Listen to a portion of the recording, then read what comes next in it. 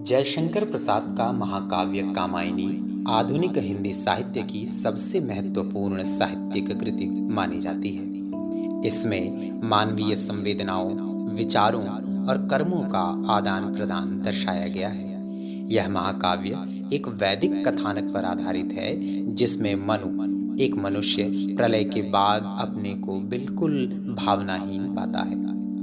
प्रलय और उसके बाद मानव सृष्टि के विकास की कथा ही कामायनी की आधार कथा है। जल प्रलय में देव संस्कृति का विनाश, प्रलय में जीवित अंतिम देव संतान मनु और गंधर्व कन्या श्रद्धा का मिलन और उनका दाम्पत्य, गर्भवती श्रद्धा का मनु द्वारा त्याग और इड़ा के सहयोग से सारस्वत प्रदेश का शासन, सारस्वत प्रदेश की प्रजा का विद्रोह और उसके साथ युद्ध में घायल और मूर्छित मनु का श्रद्धा द्वारा पुनरुज्जीवन, श्रद्धा के साथ मनु का हिमालय आरोहण, सामरस्य बोध और अद्वैत भूमि कैलाश में स्थायी निवास। मनु श्रद्धा की संतान मानव, इड़ा और सारस्वत प्रदेश की प्रजा की कैलाश यात्रा तथा मनु श्रद्धा के सान्निध्य में सबका, समस्त मानवता, आध्यात्मिक रूपांतरण एवं अद्वैत बोध। संक्षेप में कामायनी की प्रधान घटनाएं यही हैं। इन घटनाओं के सूत्र वैदिक, पौराणिक और महाकाव्य साहित्य में बिखरे पड़े हैं।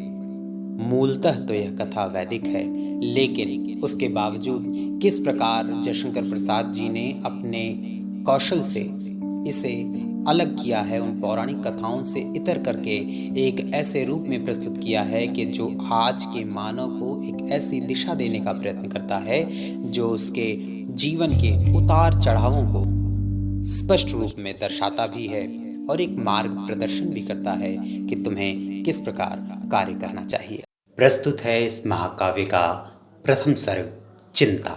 हिमगिरि के उत्तुंग शिखर पर बैठ शिला की शीतल छान, एक पुरुष भीगे नैनों से देख रहा था प्रलय प्रवाह। नीचे जल था, ऊपर हिम था, एक तरल था, एक सघन, एक तत्व की ही प्रधानता, कहो उसे जड़या चेतन। दूर दूर तक विस्तृत था हिमस्तब्ध उसी के हृदय समान, नीरवता सी शिलाचरण से टकराता फिरता पवमान। तरुण तपस्वी सा वह बैठा, साधन करता सुर शमशान। नीचे प्रलय सिंधु लहरों का होता था सकर्म अवसान। उसी तपस्वी से लंबे थे देवदार दो चार खड़े, हुए हिमधवल जैसे पत्थर बनकर ठिठुरे रहे अड़े।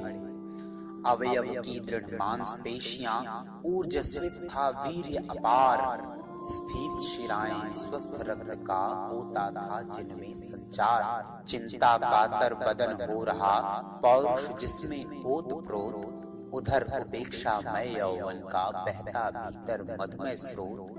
बंधी महावट से नौका थी, सूखे में अब पड़ी रही, उतर चला था वह जल प्लावन और निकलने लगी मही। निकल रही थी मर्म वेदना, करुणा विकल कहानी सी, वहां अकेली प्रकृति सुन रही हस्ती सी पहचानी सी। ओ चिंता की पहली रेखा, अरि विश्ववन की व्याली, ज्वालामुखी स्फोट के भीषण प्रथम कंप सी मतवाली। हे अभाव की चपल बालिके, री ललाट की खल लेखा, हरी भरी सी दौड़ धूप ओ जल माया की चल रेखा। इस गृह कक्षा की हलचल, री तरल गरल की लघु लहरी, जरा अमर जीवन की और न कुछ सुनने वाली बहरी। अरि व्याधि की सूत्रधारिणी, अरि आदि मधुमय अभिशाप, हृदय गगन में धूम केतु सी, पुण्य सृष्टि में सुंदर पाप। मनन करावेगी तू कितना, उस निश्चिंत जाति का जीव, अमर मरेगा क्या, तू कितनी गहरी डाल रही है नींव। आह घिरेगी हृदय लहलहे खेतों पर कर कागंसी, छिपी रहेगी अंतरतम में सबके तू निगूढ़ धंसी। बुद्धि, मनीषा, मति, आशा, चिंता, तेरे कितने नाम, अरे पाप है तू जा, चल जा, यहाँ नहीं कुछ तेरा काम। विस्मृति आ, अवसाद घेर ले, नीरव दे, बस चुप कर दे, चेतनता चल जा, चढ़ता से आज शून्य मेरा भर दे।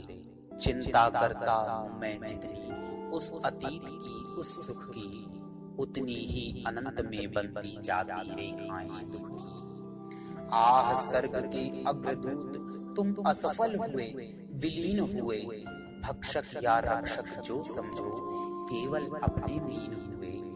अरी आंधियों ओ बिजली की दीवार रात्रि तेरा नर्तन, उसी वासना की उपासना वह तेरा प्रत्यावर्तन।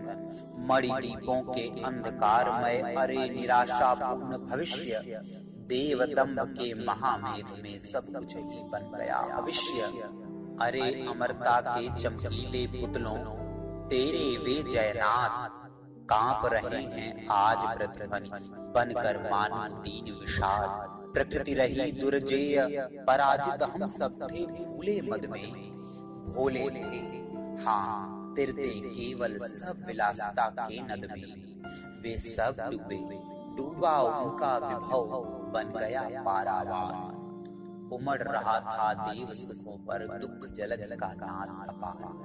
वह उन्मत्त विलास हुआ क्या, स्वप्न रहा या छलना थी, देव सृष्टि की सुख विभावरी ताराओं की कलना थी। चलते थे सुरभित अंचल से जीवन के मधुमय निश्वास, कोलाहल में मुखरित होता देव जाति का सुख विश्वास। सुख केवल सुख का वह संग्रह, केंद्रीभूत हुआ इतना, छाया पथ में नव तुषार का सघन मिलन होता जितना। सब कुछ थे स्वायत्त विश्व के बल, वैभव आनंद अपार, उद्वेलित लहरों सा होता उस समृद्धि का सुख संचार। कीर्ति दीप्ति शोभा थी नचती अरुण किरण सी चारों ओर, सप्त सिंधु के तरल कणों में द्रुमदल में आनंद विभोर। शक्ति रही हाँ शक्ति प्रकृति थी, पदतल में विनम्र विश्रांत, कपटी धरणी उन चरणों से होकर प्रतिदिन ही आक्रांत। स्वयं देव थे हम सब, तो फिर क्यों न विशृंखल होती सृष्टि। अरे अचानक हुई इसी से कड़ी आपदाओं की वृष्टि। गया सभी कुछ गया, मधुरतम सुरबालाओं का श्रृंगार, उषा ज्योत्स्ना सा यौवन, स्मित मधुर सदृश निश्चिंत विहार। भरी वासना सरिता का वह कैसा था मदमत्त प्रवाह, प्रलय जलधि में संगम जिसका देख हृदय था उठा कर आहा। चिर किशोर वह नित्य विलासी, सुरभित जिससे रहा दिगंत, आज तिरोहित हुआ कहाँ वह मधु से पूर्ण अनंत वसंत।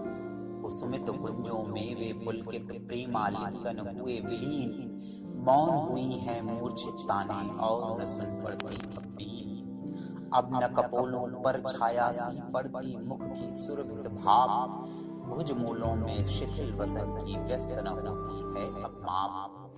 कंकण कुणित रणित नूपुर थे, हिलते थे छाती पर हार, मुखरित था कलरव गीतों में स्वरलय का होता विसार। सौरभ से दिगंत पूरित था अंतरिक्ष आलोक अधीर, सब में एक अचेतन गति थी जिससे बिछड़ा रहे समीर। वह अनंग पीड़ा अनुभव सा अंग भंगियों का नर्तन, मधुकर के मरंद उत्सव सा मंदिर भाव से आवर्तन। सुरा सुरभिमय बदन अरुण वे नयन भरे हालस अनुराग, कल्प कपोल था जहाँ विचलता कल्प वृक्ष का पीत पराग। विकल वासना के प्रतिनिधि वे सब मुरझाए चले गए, आ जले अपनी ज्वाला से फिर वे जल में गले गए। आ जले अपनी ज्वाला से फिर वे जल में गले गए। चिंता सर्ग का अगला भाग अगली कड़ी। तब तक के लिए जय हिंद, जय भारत।